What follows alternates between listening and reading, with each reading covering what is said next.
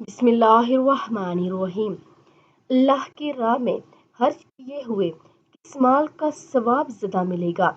एक शख्स रसूलुल्लाह सल्लल्लाहु अलैहि वसल्लम के पास आया और कहने लगा कि या रसूलुल्लाह सल्लल्लाहु अलैहि वसल्लम, अल्लाह की राह में खर्च किए हुए किस माल का सवाब ज़्यादा मिलेगा।